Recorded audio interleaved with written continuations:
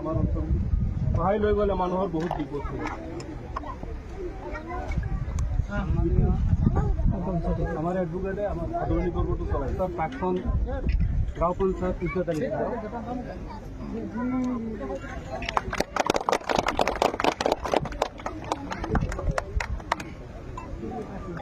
আমাৰ মৰিগাঁও জিলাৰ ডিচি মহোদয়ক আদৰণি জনাব।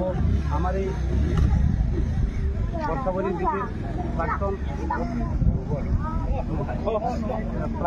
কষ্ট কৰে প্ৰেচিডেণ্ট উচ্চ তালিকা তেওঁলোকো আমি পাহৰি নাযাওঁ। ইমান গৰম হ'লেও এটা বিহু এলেহুৱা পাব আমি দেখা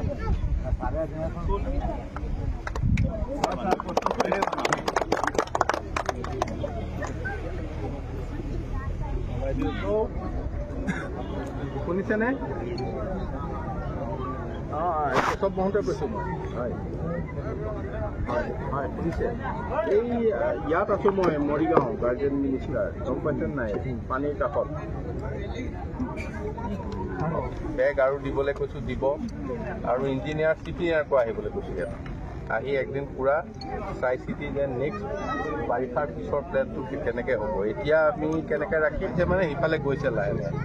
নহ'লে এইটো যিটো টাৰ্গেট লৈছে নহয় এইফালে ইয়াৰ চিধা মাৰি দিয়াৰ পুৰাগড় স্কুলখনে 2-1 দিন আগত লৈ গৈছে। আজি 3 দিনমান হৈছে নেকি, যোৱাকালি খোৱা হৈছে।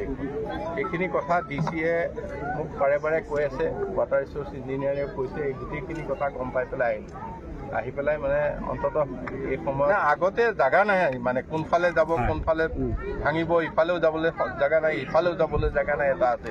এতিয়া অন্ততঃ এটা চিজিল হৈছে। আৰু মৰিগাঁও জিলাত এইবাৰ ফ্লাড হোৱা নাই। ডিচিয়ে কৈছে যে 1 টকা ৰিলিফ এইবাৰ খৰচ হোৱা নাই।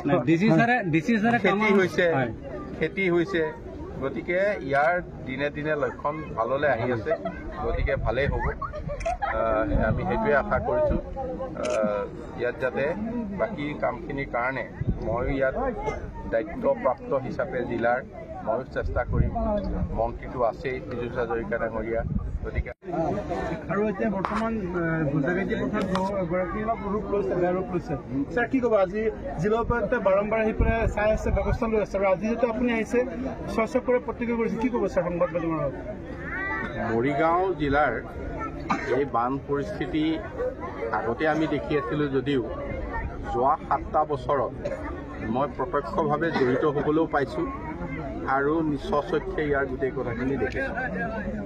ইয়াৰ আগতেও আমি সাংসদ হিচাপে ইয়াত থাকোঁতে সেই সময়তো দেখিছিলোঁ। সেই অৱস্থা আৰু বেয়া আছিল তেতিয়া।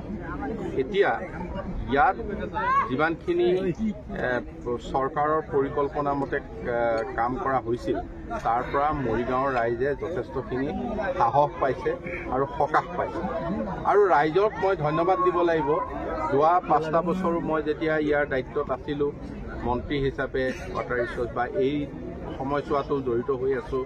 এই সময়ছোৱাত বেছি সৌভাগ্যৰ কথা যে পীযুষ হাজৰিকা ডাঙৰীয়া জিলাৰ মন্ত্ৰীজনেই ৱাটাৰ ৰিচোৰ্চ মিনিষ্টাৰ।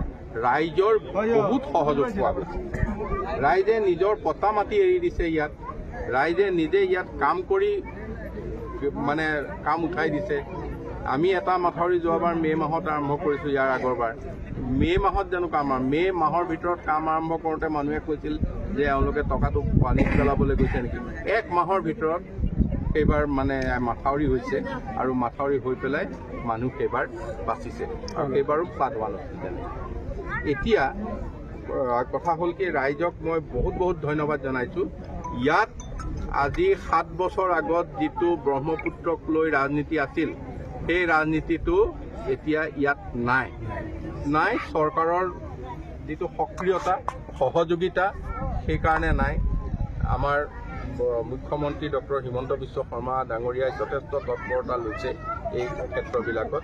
গতিকে এতিয়া ব্ৰহ্মপুত্ৰক লৈ ৰাজনীতি নকৰি ব্ৰহ্মপুত্ৰৰ বান প্ৰতিৰোধৰ কাৰণে এই মৰিগাঁওবাসী ৰাইজে আজি মৈৰাবাৰী হওক, লাহৰীঘাট হওক, বজাইখাইটি হওক, এই গোটেই অঞ্চলৰ ৰাইজে যথেষ্ট সহযোগ কৰিছে। ৰাইজৰ সহযোগ আৰু চৰকাৰৰ তৎপৰতাৰ কাৰণে আজিৰ দিনটোত মৰিগাঁৱৰ বান পৰিস্থিতি যথেষ্ট নিয়ন্ত্ৰিত হৈছে।